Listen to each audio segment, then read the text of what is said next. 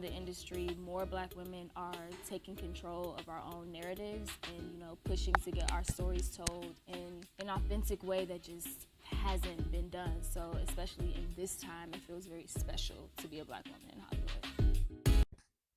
Describe in the comments, how are you taking control?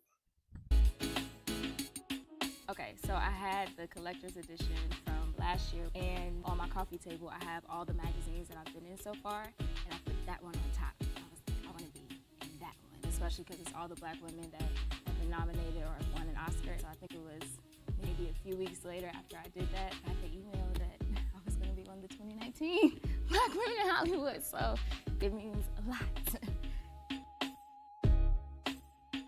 I was asked to help one of my friends be a reader for his audition for the role of Fonnie. And that's how I found out that the movie was even being cast. So I'm helping him out, and I realized I need to be auditioning for this. And I knew just seeing James Baldwin and Barry Jenkins that it was going to be something special. But then once I read the book itself, I had never seen like Black love and young Black love, a story told like that. And I just knew I needed to be a part of it. It was a Monday morning because I was asleep, and I get a call from some number I don't recognize. So of course don't answer. But then that number calls me again, and I just felt something was like, girl, you better pick up that phone. And I did, and it's Barry, but he doesn't even introduce himself. He just gets to talking. He's like, girl, you sleep? Did you sleep? It's too late to be asleep. I'm like, it's 9 o'clock in the morning, ain't that late? He's like, nah, it's 12 o'clock. I said, oh, so this person is on East Coast time. I said, oh my goodness, this is Barry. And then he says, girl, do you even know who you're talking to? I said, I think I'm talking to Barry Jenkins right now, and I'm just trying to be chill. And then he just says, yep, it's me, it's Barry. I just had to call you myself and let you know that you're our Tish girl, like you're it, you got it. And I just remember, being so thankful and everything, but also kind of wanting to get him off the phone so that I could really go crazy and call my mama and cry and scream and praise God and just all of that. So much of Tish's strength comes from her vulnerability and her commitment to love and being loved and making room for that in her life.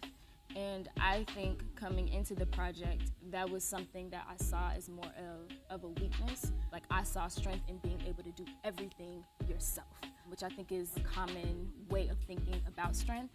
And so what I learned, from playing Tish and watching how her family just comes around her and just loves her, I realized there's so much strength in that it's not about being able to do everything on your own, especially when you have these people that are willing to be there for you and to help you navigate, these really difficult things. So I really learned how to tap more into my own vulnerability in doing that. And then as an actor, I feel like I just learned to trust myself more, trust that what I was bringing was enough, because this is my first feature, and I definitely had a lot to learn very fast, and definitely had moments on set of just being unsure. And so I had to be reminded sometimes, by the cast members, very like, you got it, and so I had to learn that as an actor.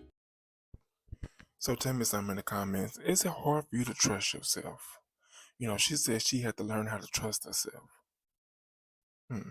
Let me know in the comments about that. Also, give this video a like, a share, and don't forget to subscribe to the channel.